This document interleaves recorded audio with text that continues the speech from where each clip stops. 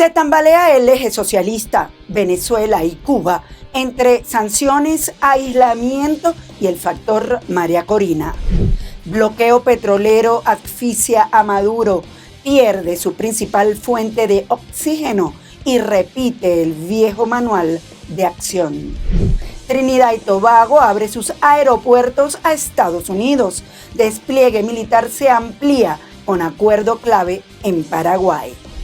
Bienvenidos a esta emisión especial de Noticias Impacto Venezuela, un espacio donde informamos con rigurosidad, pero también con humanidad. Soy Yasmín Velasco y hoy, 15 de diciembre de 2025, ponemos la lupa en un país que resiste, que respira y que exige respuestas. Gracias por estar aquí. Comenzamos. América Latina entra en su hora decisiva. El objetivo es desmantelar el eje comunista de Caracas y La Habana, mientras Maduro y Díaz-Canel resisten con discursos de unidad. La oposición coloca a María Corina Machado como pieza clave, respaldada por Washington y legitimada por el Nobel de la Paz. La confrontación es estratégica, simbólica y moral, y anuncia el inicio del fin de un bloque que desafió a Occidente por décadas. El reporte con Catherine García. América Latina entra en una hora decisiva. El objetivo de Estados Unidos y de sectores democráticos es desmantelar el eje comunista socialista de Caracas y La Habana. Nicolás Maduro denunció en la 25ª cumbre del ALBA un proyecto colonizador y llamó a una resistencia unida, mientras Miguel Díaz-Canel, por su parte, reconoció el colapso económico de Cuba con una caída del Producto Interno Bruto del 4% y apagones de más de 20 horas, mientras pedía unidad contra la pretensión hegemónica de Washington. Hace 21 años nació el ALBA como respuesta al intento de colonizar con el ALCA toda nuestra economía. El neoliberalismo fue derrotado. 21 años después se pretende un nuevo proyecto colonizador, ya no solo contra la América, creo que es contra el mundo entero, lo sabemos. Con cierre del tercer trimestre, el PIB decrece en más de un 4%, la inflación se dispara, la economía está parcialmente paralizada, la generación térmica es crítica, los precios se mantienen altos, se incumplen las entregas de los alimentos normados y las producciones agropecuarias y de la industria alimentaria no satisfacen las necesidades de la población. La estrategia internacional se concentra en cortar el vínculo Caracas-La Habana. El secretario de Estado de Estados Unidos, Marco Rubio, y la administración de Donald Trump sostienen que derrocar a Nicolás Maduro precipitará la caída del régimen cubano y han intensificado la presión. En este tablero, María Corina Machado emerge como una pieza fundamental, respaldada por la presión internacional. La Nobel de la Paz afirma que el más del 70% de los venezolanos ya decidió el cambio político y que más del 80% de la Fuerza Armada se uniría a la transición. We are facing not a conventional dictatorship. This is a very complex criminal structure that has turned Venezuela into a safe haven of international crime and terrorist activities, starting with Russia, Iran, Cuba, Hezbollah, Hamas, the Colombian guerrilla, the drug cartels operating freely and directed in partnership with Maduro and his regime. Así, mientras el eje socialista enfrenta su mayor desafío, Maduro y Díaz-Canel intentan resistir con discursos de unidad y proyectos de solidaridad en la ALBA. La presión externa y las fracturas internas marcan el inicio de un ciclo que podría redefinir el mapa político del continente. La incautación de un petrolero, millones de barriles varados y buques que dan marcha atrás marcaron un quiebre silencioso pero letal. La administración de Maduro pierde su principal fuente de oxígeno y responde con el libreto de siempre: denuncias, decretos y ataques externos, mientras el cerco petrolero se cierra. Los detalles los tiene María José Prado. Se corta el flujo del petróleo y el régimen responde con el viejo manual: denuncias, victimización y ataques externos. En menos de una semana, Estados Unidos incautó el petrolero Skipper con casi 2 millones de barriles y deja muchos más varados. El mensaje es político y económico. Desde Oslo, María Corina Machado fijó su posición al respecto. Look, I absolutely support President Trump's strategy. We do support these actions because, Margaret, we are facing not a conventional dictatorship. And this, in the case of the Maduro regime, comes from the oil black market, the drug trafficking, gold smuggling, arms smuggling. Buques dan media vuelta, navieras se retiran y las exportaciones de PDVSA quedan casi paralizadas. Solo cargamentos autorizados a Chevron logran salir, mientras el crudo venezolano pierde compradores y el costo del flete se dispara. Bueno, muy simple. PDVSA solamente tiene los mercados oscuros, lejanos del Asia, donde el crudo se lleva en estos transportes como el Skipper, que fue incautado por los Estados Unidos. Al cerrarle esa posibilidad, pues inmediatamente esto causa una asfixia de ingreso petrolero, y sabiendo que es el único ingreso con el cual cuenta la nación, que es muy exiguo, muy escaso, ya no era suficiente, pues esto va inmediatamente a un colapso. En medio del cerco, PDVSA denuncia un supuesto ataque cibernético, asegura que no hubo daños operativos, pero reconoce la caída de sistemas administrativos. El anuncio llega 5 días después de la incautación del buque de despliegue militar estadounidense en el Caribe. Pues obviamente, como dije anteriormente, la consecuencia sería esa. Va a entrar en una fase ya de no sostenimiento de ningún flujo, al cerrársele el flujo ilícito, más este otro también ilícito de otro grado, por la exportación a los mercados del Asia con esos buques, que son los únicos con los cuales ellos pueden contar, por cuanto los mercados naturales, tradicionales, oficiales, digamos, que todo el mundo confía, pues están cerrados. Al cerrársele esa válvula, pues la economía del país pues entra en una fase de colapso. El impacto ya se siente. El régimen extiende por 60 días la emergencia económica, se otorga poderes extraordinarios y admite sin decirlo que los flujos de dinero se están secando. Cuba también queda golpeada. El Skipper llevaba crudo clave para La Habana. Había petróleo para no sé cuántos años, 100 años, decía el comandante Chávez. Lo único que tienen que pagarlo. Robador no.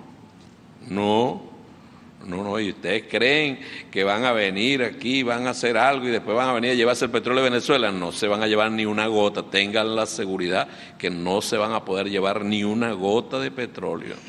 Sin barcos no hay petróleo, sin petróleo no hay oxígeno financiero. El bloqueo avanza y el régimen responde con ruido porque el golpe esta vez sí fue certero.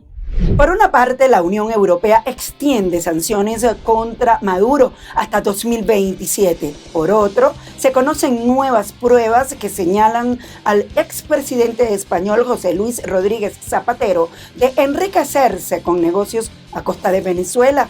Un contraste que reabre el debate sobre la coherencia de la política europea frente al chavismo. Quique Frías nos amplía esta información. La Unión Europea decidió mantener las presiones al régimen de Nicolás Maduro con la extensión de sanciones hasta 2027. El chavismo es acusado de violar derechos humanos, cometer crímenes de lesa humanidad y quebrar el orden democrático en Venezuela. El Consejo ha decidido prolongar la duración de las medidas restrictivas vigentes en vista de la situación en Venezuela por un año más. El objetivo de las medidas es apoyar una solución negociada y democrática a la crisis en Venezuela. Pero la presión europea no es uniforme. Desde España surgen denuncias que golpean la credibilidad de este discurso. Un exfuncionario, Koldo García, señaló al expresidente José Luis Rodríguez Zapatero de hacerse millonario a costa de Venezuela, luego de años siendo mediador del chavismo. Una persona que yo no comparto, no estoy de acuerdo en... ¿Se ha hecho millonario Zapatero? Pues hombre, según tengo entendido, sí. ¿Negocios en Venezuela? Según tengo entendido, sí, y así me lo decían y así me lo escuchaban personas que han estado allí. Me hicieron con petróleo y con recursos naturales. ¿Oro? Creo que sí, también. El régimen de Maduro respondió con un comunicado. Rechaza las sanciones de la Unión Europea, las tilda de ilegales y además acusa a Bruselas de hostilidad contra Venezuela. La Unión Europea está desgastada. Una institución tan despreciada. Es tan despreciada que los mismos europeos, tú le preguntas, sanciones no. Todavía ellos se creen el cuento que de las cuentas que supuestamente nosotros tenemos en el extranjero. Europa sanciona al régimen, pero sus grietas internas alimentan la sospecha de doble discurso. En la crisis venezolana, la coherencia pesa tanto como las sanciones. Reportó para ustedes Quique Frías, Impacto Venezuela. Al tiempo que el expresidente Álvaro Uribe advierte sobre el avance del castrochavismo y el deterioro de la seguridad, la economía y la energía en Colombia, el presidente Gustavo Petro intensifica su confrontación regional. y adopta un discurso de resistencia socialista que para sus críticos convierte al país en un rehén de una agenda continental ajena a las urgencias de los colombianos. Génesis Pérez nos cuenta más. Colombia atraviesa una creciente subordinación al discurso ideológico de la izquierda regional. Así lo plantea el expresidente Álvaro Uribe, quien advierte que el país ya no debate reformas o matices democráticos, sino que avanza hacia un modelo inspirado en el castrochavismo. Dejan un país sin inversión, sin iniciativa privada, con un monopolio estatal y con una ciudadanía cuyo mejor recurso es salir del país hacia el extranjero. Uribe sostiene que este alineamiento ideológico ha tenido costos concretos, una política de paz fallida que ha debilitado la seguridad, la expansión del narcotráfico y un clima de incertidumbre que frena la inversión privada, paraliza proyectos de infraestructura y golpea el empleo. La proyección internacional del presidente Petro refuerza esa lectura. Su reacción al triunfo de José Antonio Kast en Chile, a quien vinculó con el fascismo y el nazismo, y su enfrentamiento público con líderes como el presidente de Argentina Javier Milei, muestran a un mandatario alineado con la narrativa de resistencia socialista regional. Estas fueron sus palabras. El fascismo avanza. Jamás le daré la mano a un nazi y a un hijo de nazi tampoco. Son la muerte en ser humano. Finalmente el pueblo de Chile decide y todos tenemos que respetar ese resultado. En eso consiste la democracia. Plantea una visión antinómica de buenos y malos, pobres y ricos, primer mundo contra tercer mundo, que le conviene claramente para exacerbar el odio, exacerbar la ira y exacerbar algo que han desarrollado los gobiernos populistas de izquierda o de derecha, especialmente los de izquierda, y es que la lucha de clases que plantea que hay unos pobres y unos ricos usurpadores o unos yanquis neoliberales y un pueblo latinoamericano unido y desangrado.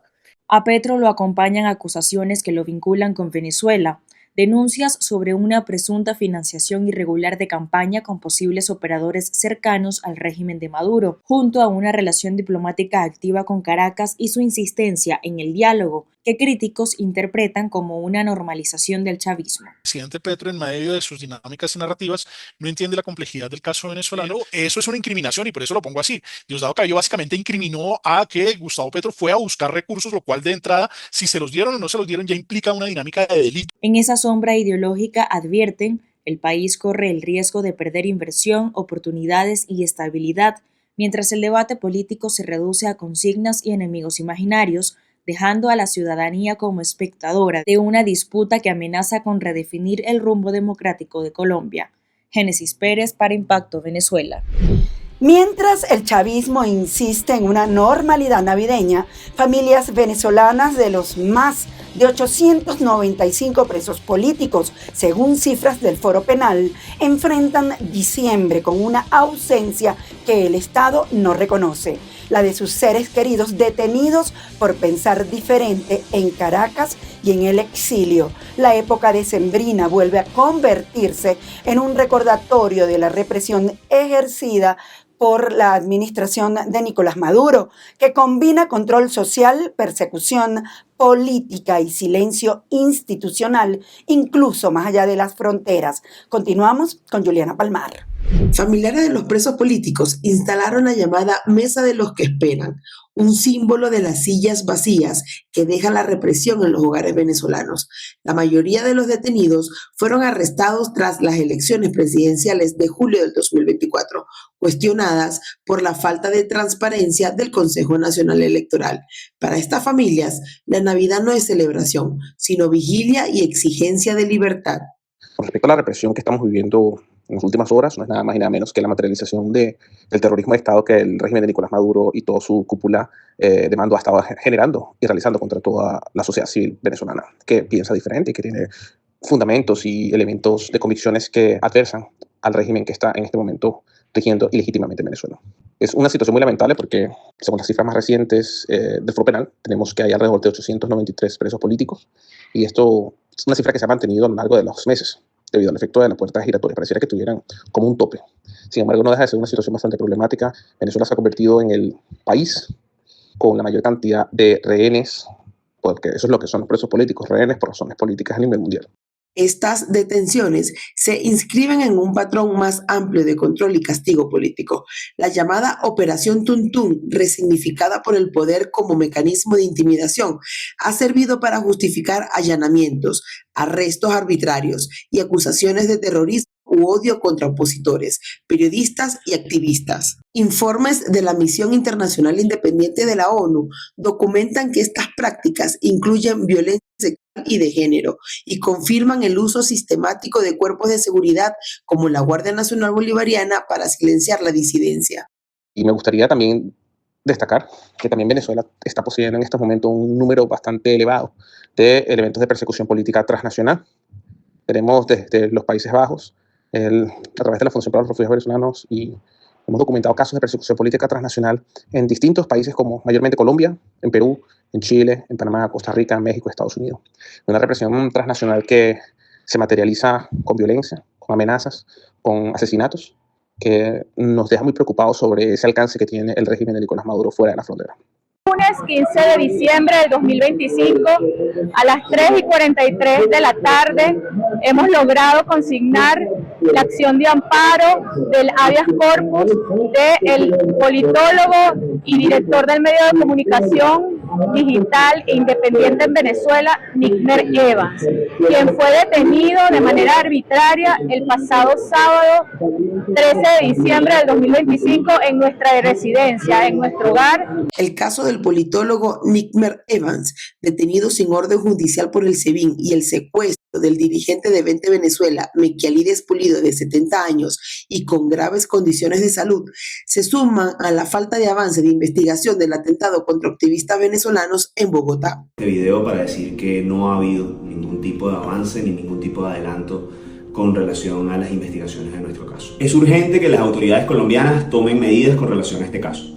Esclarecer responsabilidades nos va a permitir determinar quiénes son los responsables materiales e intelectuales de los hechos, y así impedir que algo como lo que nos sucedió a nosotros le pueda suceder a cualquier otro activista o migrante venezolano. Dentro y fuera del país, el mensaje es el mismo.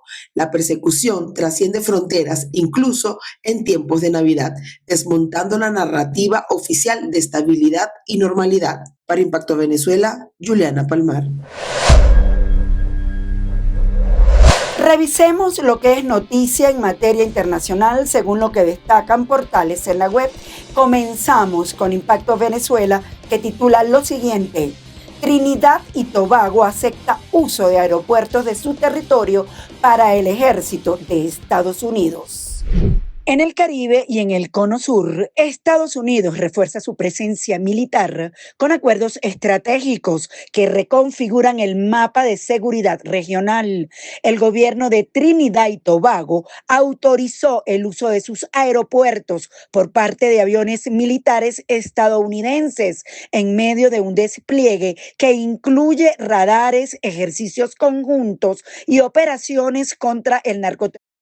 La isla, ubicada a escasos kilómetros de Venezuela, se convierte así en un nuevo frente de presión sobre el régimen de Nicolás Maduro. Al mismo tiempo, en Washington, el secretario de Estado Marco Rubio y el canciller paraguayo Rubén Ramírez Lezcano firmaron un acuerdo sobre el estatuto de fuerzas. El pacto busca enfrentar de manera conjunta el crimen organizado y el terrorismo transnacional, considerado por Washington como la principal amenaza en el hemisferio. José Antonio Kast es el nuevo presidente electo de Chile tras una aplastante victoria sobre Janet Jara en el balotaje. José Antonio Kast se convirtió en presidente electo de Chile tras una contundente victoria en el balotaje frente a Janet Jara, alcanzando casi el 60% de los votos en una jornada con participación obligatoria de más de 15,7 millones de ciudadanos. El líder del Partido Republicano asumirá el cargo el 11 de marzo de 2026, respaldado por Chile Vamos, Demócratas demócratas, amarillos, socialcristianos y libertarios, y recibió las felicitaciones de Jara y del presidente Gabriel Boric. Su campaña se centró en la crisis de seguridad, la expulsión de más de inmigrantes ilegales, el cierre de la frontera norte y el repunte económico, aunque prometió mantener intacta la ley de 40 horas y beneficios sociales como el sueldo mínimo y la pensión garantizada universal. Kast fue recibido por el presidente saliente Gabriel Boric en el Palacio de la Moneda de Chile con el fin de comenzar con un plan de trabajo ordenado para el traspaso de gobierno. Bote del Pablo Escobar griego zarpó de Venezuela a Europa con 7 toneladas de cocaína. La policía griega desmanteló una red criminal internacional vinculada al llamado Pablo Escobar griego, tras interceptar un barco pesquero que habría cargado 7 toneladas de cocaína frente a las costas de Venezuela con destino a Europa. 5 presuntos miembros fueron arrestados en distintas regiones de Grecia, incluido el cabecilla en una operación coordinada con la DEA de Estados Unidos, mientras que otras 5 personas a bordo fueron detenidas por autoridades francesas. El buque, escoltado por la Marina francesa durante 2 días en el Atlántico, será trasladado a un puerto francés para continuar las investigaciones. Según fuentes policiales, el propietario del barco ya tenía antecedentes por delitos de narcotráfico, lo que refuerza la hipótesis de una estructura criminal consolidada con conexiones transatlánticas. El caso expone nuevamente el posible papel del Cártel de los Soles y Venezuela en las rutas del narcotráfico hacia Europa y la creciente cooperación internacional para frenar estas operaciones. Gracias por acompañarnos. Les recordamos que Impacto Venezuela estará en jornada especial del 15 de diciembre al 4 de enero, con reportajes, entrevistas y seguimiento a los acontecimientos más importantes del país. Para más información, visiten nuestra página web y síganos en todas nuestras redes sociales y en YouTube. No olviden suscribirse y activar la campanita para recibir cada actualización. Buenas noches.